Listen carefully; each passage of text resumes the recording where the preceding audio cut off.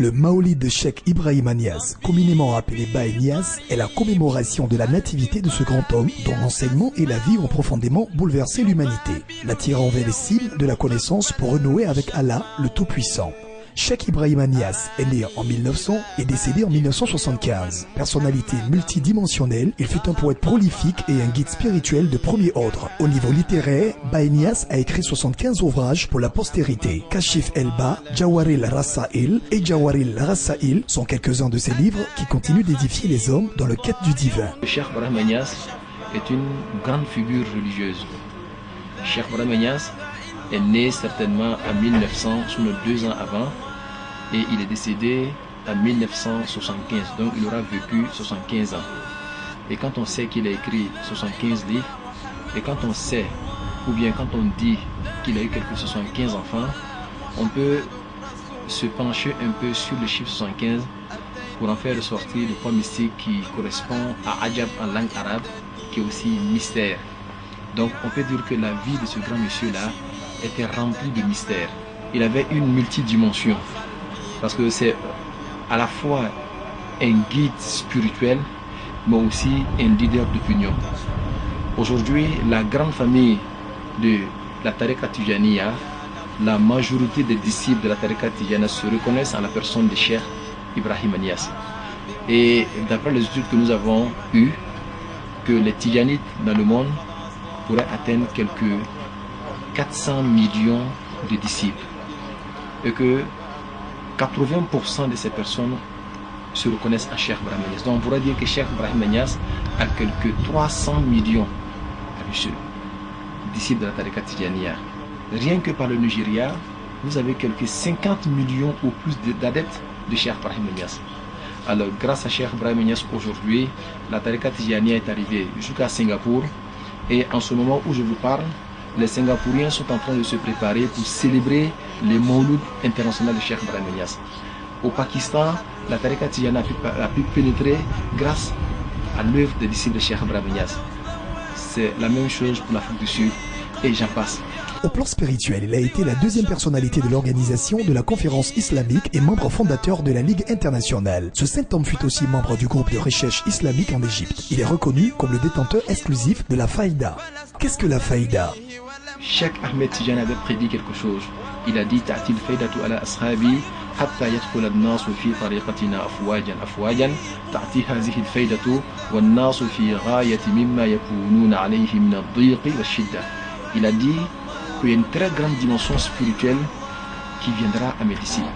Et il a appelé cette dimension spirituelle la faïda, qui veut dire l'abondance. Mais il s'agit là de l'abondance de l'enseignement spirituel, de la connaissance de Dieu. Les écoles spirituelles ont existé premièrement par la caution de l'esprit du prophète et deuxièmement parce qu'elles pouvaient faire parvenir les hommes à Dieu. À notre époque, où la perversité abonde, il est plus difficile de retourner à l'origine de la foi et de la connaissance de Dieu. Mais Dieu a eu pitié de l'humanité en lâchant cette connaissance de manière abondante. Le Tout-Puissant a ainsi ôté des écoles spirituelles, sinon de la Tariqa Tijaniya, toutes les difficultés en écortant le chemin et en élargissant la compréhension. C'est cela que l'on a appelé la faïda. Ce que le vieux d'avant devrait comprendre, un enfant d'aujourd'hui peut le comprendre. De même que l'effort qu'un courageux fournissait hier, un paresseux aujourd'hui peut l'obtenir. Et Cheikh Ibrahima Niasse l'a d'ailleurs dit, j'ai écorté le chemin par Dieu. Le chemin qui mène à Dieu par Dieu pour toute personne qui veut Dieu. Vous savez, avant, ceux qui s'étaient purifiés le cœur, ce n'est pas toutes ces personnes qui avaient atteint la connaissance de Dieu. La connaissance de Dieu, après toute purification du cœur, quand la connaissance de Dieu s'installe dans le cœur, c'est dans ce moment-là qu'on atteint la pureté. Et ils étaient rares les personnes qui avaient atteint cette dimension. Mais Cheikh Ahmed Tijani avait prédit qu'il arrivera un temps où cette dimension spirituelle-là sera élargie dans le monde entier à travers l'œuvre d'une personne. Et Dieu a voulu que cette personne soit Cheikh Ibrahima Niasse. Alors donc, il est le détenteur de la faïdatou. La faïda qui n'est rien d'autre qu'un nom que Cheikh Ahmed lui-même a donné quand il a prédit cette faïda-là. Cheikh Ibrahima Niasse, grâce à ses efforts, alhamdoulilah, la faïda a pu pénétrer les cœurs. La connaissance de Dieu est, aujourd'hui, à la portée de tous grâce à l'œuvre de Cheikh Ibrahima Niasse. La commémoration de la nativité au Maolid de ce guide spirituel a été instituée en 1997 par secte spirituelle Nasrulim. Alors Cheikh Ibrahima Niasse, pour tout ce qu'il avait donné au monde entier, nous avons jugé utile d'honorer cette figure islamique-là en nous dédiant un maulid. Et comme je l'ai dit, c'est un prétexte pour réunir les musulmans au sein de la parole d'Allah, pour dire quoi? Pour donner un enseignement du prophète Mohammed sallallahu alayhi wa sallam, un enseignement de Cheikh Ahmed Tijani qui est le Cheikh Ibrahim Niasse. Alors donc aujourd'hui, j'allais dire le 9 septembre est un jour commémoratif à l'endroit de Cheikh Ibrahim Niasse. La 16e édition de ce rassemblement de haute portée spirituelle est une occasion pour les membres de l'école Niassen se reconnecter à la source vivifiante de la Sunna en révisitant l'œuvre et les enseignements de Baye Niasse. Depuis son institution jusqu'à ce jour, l'activité n'a fait que se bonifier en termes de mobilisation. En effet, elle suscite un intérêt certain chez les disciples. En témoigne la grande mobilisation et la participation d'éminentes autorités et guides spirituels constatées chaque année. Et nous allons recevoir les délégations venant de pratiquement partout. Comme en 2010 et 2011, la participation de Cheikh Tidjane Cissé, imam en chef de la grande mosquée de la Sainte Cité de Medina Baye à Kaolack en qualité d'invité d'honneur est très attendue. Cheikh Imam Tidjane Cissé est une personnalité émérite et de renommée mondiale de la Tariqa Tidjaniya. L'imam de la mosquée de Cheikh Ibrahim Niasse cette année, celui-là même qui viendra pour nous donner un enseignement. Un enseignement dont nous avons vraiment besoin. Il va nous parler de la dimension du sceau de la sainteté. Vous savez, c'est une notion que beaucoup de personnes ne savent pas. Et il est important, quand on est musulman, de partager ce que nous savons. Et le partage du savoir est le meilleur partage. Alors donc ce jour-là, il va tout faire pour mettre un accent sur cette dimension spirituelle avec arguments et preuves. Beaucoup de saints se sont autoproclamés sceaux des saints. Mais cependant, le sceau des saints ne peut être qu'une seule personne. Et les Tijanites disent que cette personne-là, c'est bien Cheikh Ahmed Tijani. Alors, est-ce qu'ils ont les preuves?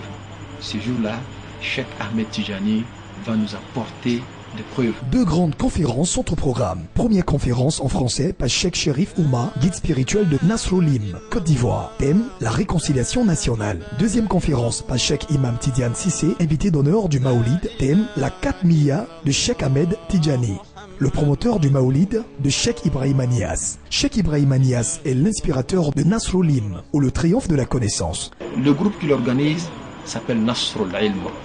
Nasrul Ilm veut dire triomphe de la connaissance. Pourquoi triomphe de la connaissance? Parce que vous savez, on peut acquérir le savoir, mais la connaissance, comme on le dit, une naissance, on naît avec la connaissance. On a seulement besoin d'un facteur déclencheur pour déclencher ce qui avait existé en nous depuis le temps de Bala. Le temps de Bala nous rapporte au moment où Dieu a posé la question à tous les esprits, ne suis-je pas votre Seigneur? Et tous les esprits ont répondu par le mot Bala. Ce Bala-là, qui est répondre avec l'affirmation que Dieu, notre Seigneur-là, a fait rejaillir en nous beaucoup de connaissances. Et avec le temps, beaucoup d'esprits l'ont oublié.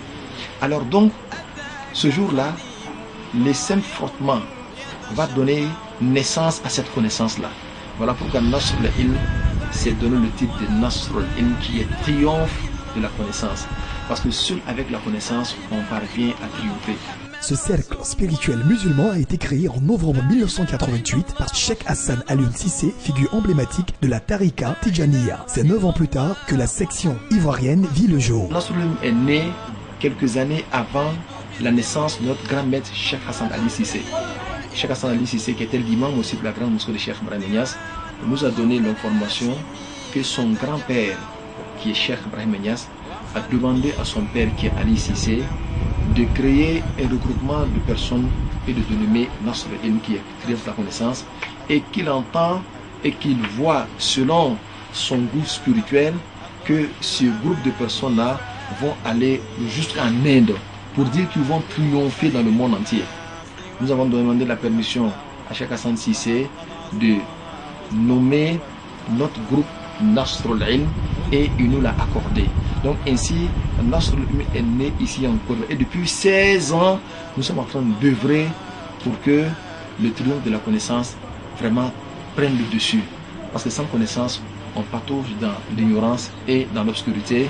Et le musulman aujourd'hui a besoin de lumière pour vivre une vie saine, pour vivre une vie d'amour. Et c'est ce que nous essayons de donner comme enseignement tous les jours à nos disciples. Comment faire pour purifier le cœur, mais les purifier surtout avec 3 types d'invocations. Astaghfirullah, qui est la demande de pardon. Parce que celui qui sait demander pardon à Dieu n'en demeure pas moins pour cette personne d'accepter le pardon des autres. Si on veut que Dieu nous pardonne, c'est que nous aussi on pourra pardonner aux autres. Donc, Astaghfirullah va inculquer en nous de valeurs de pardon. Aujourd'hui, s'il y a la guerre partout dans le monde, c'est parce que les personnes n'arrivent pas à se pardonner. Alors donc, pour atteindre cette dimension de pardon, il faut être fortement pénétré de cette dimension-là. Elle est sous la conduite éclairée de Cheikh Cherif Oumar Abdelaziz, son guide spirituel. Ce dernier a suivi auprès de son maître et guide spirituel Cheikh Hassan Sissé, de renommée internationale, une formation de haute spiritualité dont il a la charge de transmettre à ses différents talibés. La première litanie, la première invocation de la Tariqa Tidjaniya, c'est Astaghfirullah 100 fois chaque matin. Et au-delà de ça, nous allons vers la deuxième dimension, qui est la deuxième litanie, qui est, si vous voulez, la salat sur le prophète Mohammed sallallahu alayhi wa sallam, qui est la bénédiction sur le prophète Mohammed sallallahu alayhi wa sallam. Et pourquoi cela? Parce que d'abord c'est une recommandation divine. Dieu a dit dans le Coran, Inna Allah wa malaikatahu yusalluna ala nabi ya ayyuhallazina amanu sallu alayhi wa sallimu tasliman. Dieu dit certes lui-même et ses anges font la salat sur le prophète Mohammed sallallahu alayhi wa sallam. Et Dieu lance une invitation à toute personne qui porte la foi en elle-même d'en faire autant. Mais en même temps, en faisant la salat, nous avons beaucoup de mérites. Dieu dit Wallazi yusalli alaykum wa malaikatuhu liyukhrijakum min az-zulumat ila an-nur. Celui-là qui répand sa grâce sur vous, lui et ses anges. Pourquoi? Pour vous tirer des ténèbres vers la lumière. Donc celui qui fait assaut de salat sur le prophète sallallahu, la personne aura pour mérite d'abord la sortie des obscurités pour pénétrer la lumière. Alors voilà pourquoi nous disons que celui qui fait assez de salat sur le prophète Mohammed, la personne sera habitée par les qualités mohammediennes. Et les qualités mohammediennes n'étaient rien d'autre que la lumière.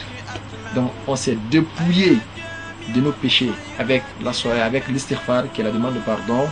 On est pénétré de la lumière avec la salat sur le prophète Mohammed sallallahu alayhi wa sallam. Et finalement, nous nous anéantissions dans la grande lumière qui est Allah subhanahu wa ta'ala avec la ilaha illallah. Et la ilaha illallah constitue le véritable zikr de tout disciple de la Tariqa Tidjaniya. Et en même temps, c'est le point final et le troisième zikr de la Tariqa Tidjaniya. Quand le disciple aura fini de faire sa forla, il aura fait la salat sur le prophète sallallahu alayhi wa sallam, il dira ainsi la ilaha illallah 100 fois pour dire qu'en dehors de Dieu, rien d'autre n'existe. Car ceux-là qui savent qu'à un moment donné, il n'existait point et qu'à un moment donné, il n'existerait plus, alors ceux-là, ils anéantissent leur existence dans celle de Dieu, pour que Dieu seul existe. Donc la ilaha illallah pour dire en dehors de Dieu, rien n'existe. La ilaha illallah, la ilaha illallah, la ilaha illallah,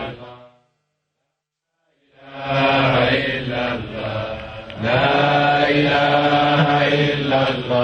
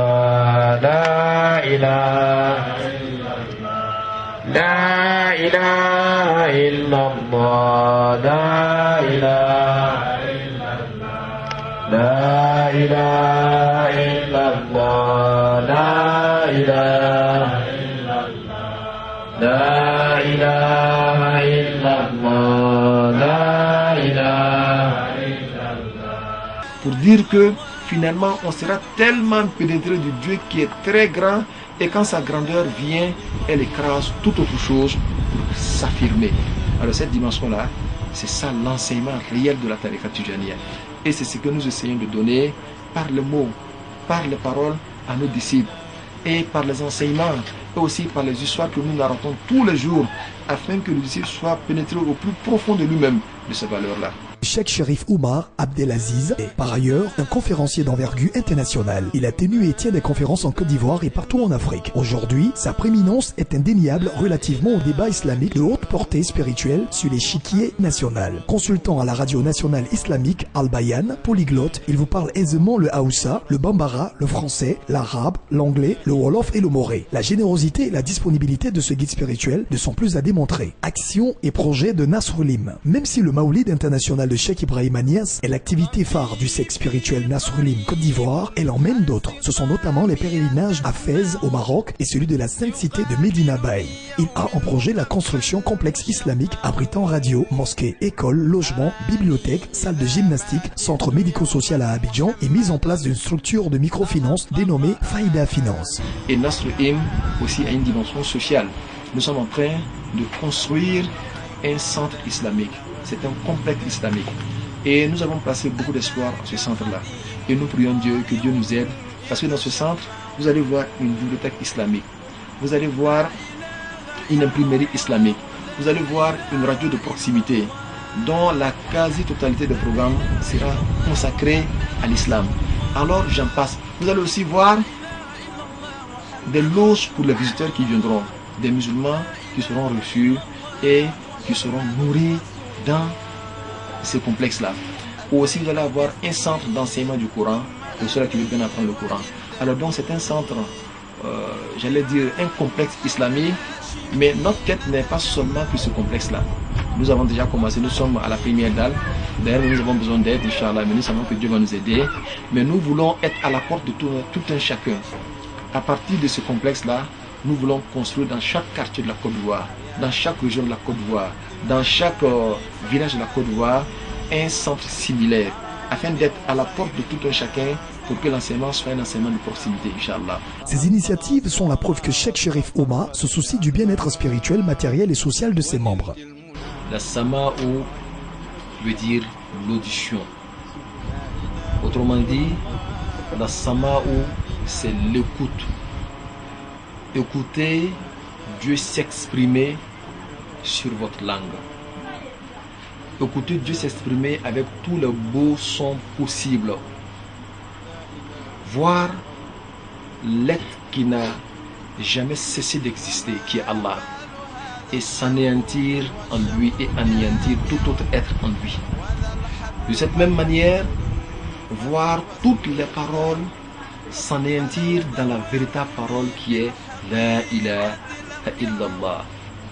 De cette même manière, voir tous les noms s'anéantir dans le nom sublime qui est Allah.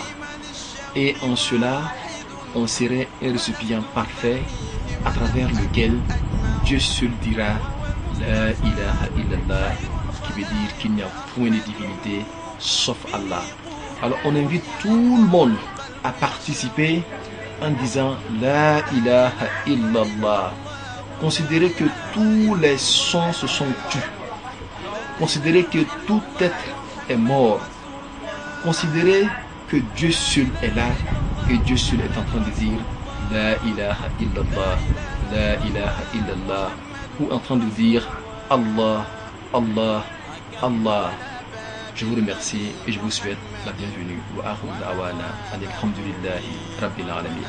Et bonne fête. La ilaha illallah, la ilaha illallah, la ilaha illallah, la ilaha illallah. Un grand nombre de guides spirituels venant d'Afrique du Sud, du Burkina Faso, des États-Unis d'Amérique, de France, du Ghana, du Mali, de la Mauritanie, du Niger, du Nigeria, du Sénégal, de Belgique, du Canada, d'Angleterre, du Soudan, du Gabon, etc.